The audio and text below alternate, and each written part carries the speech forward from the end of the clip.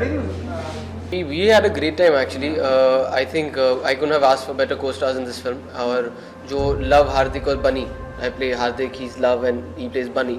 इन तीनों की केमिस्ट्री जितनी स्क्रिप्ट में लिखी गई थी, आई थिंक इम्प्रोवाइजेशंस करके और एक दूसरे के साथ टाइम स्पेंड करके we had a great time and I think our directors are happy with what they saw. और अब यही आशा करते हैं कि लोगों को भी इस केमिस्ट्री में मजा आए. एक मोन्टाज जहाँ पर हम गोवा में जा रहे हैं, स्कूटर पे हैं, समुंदर में.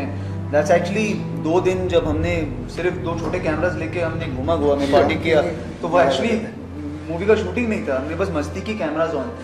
So that's the kind of vibe it was. ये पोस्टर में आप देखिए कि इस फिल्म में जो सबसे बड़ा सवाल इन लोगों के, तीनों लड़कों के पास आता है, वो ये है कि ये ज़ॉम्बीज़ मरते ही नहीं, ये हमें खाना चाहते हैं लेकिन हमारे से मर नहीं रहे.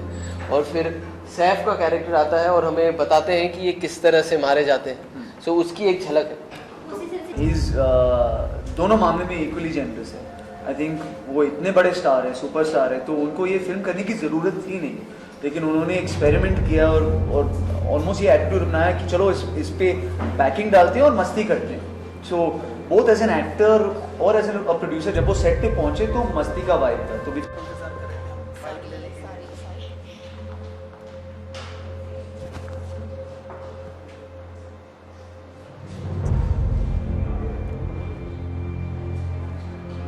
बहुत अच्छा लगा. इनफैक्ट जैसे वीर और आनंद कह रहे थे, I think he was spot enough. जब उन्होंने किरदार सुना और राजू डी के चाहते थे कि अलग लुक करें, उन्होंने दरअसल एक्चुअली अपने बाल ब्लॉन्ड कलर किए और ना कि विग पहनी.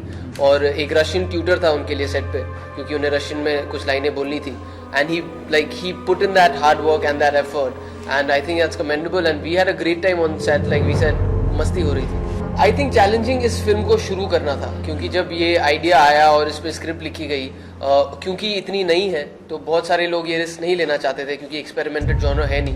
पहली बार हम एक तो ज़ॉम्बीज़ लेकर आ रहे हैं और एक ऐसे जॉनर को एक्सपेरिमेंट कर रहे हैं जहाँ पे हॉरर और कॉमेडी को मिक्स किया गया है.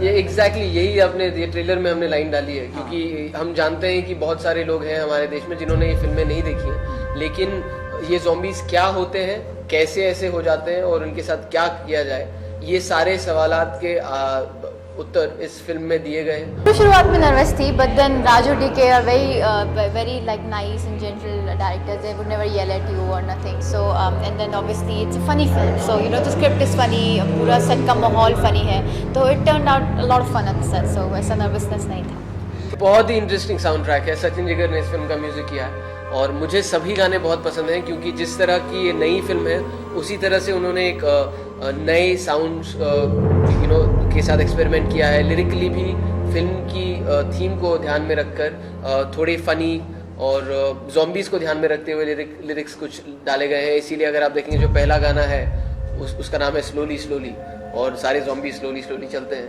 एक और गाना है मंडे सॉन्ग, जिसका नाम एक्चुअली खून चूस ले है, क्योंकि ज़ॉम्बीज़ खून चूसते हैं. और एक और गाना है बाबा जी की बूटी, क्योंकि ये लोग दवाइयाँ काफ़ी लेते हैं.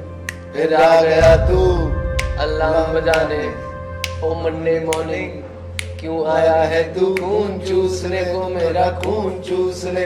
अरे खूनी मंडे तू मेरा खून चूस ले.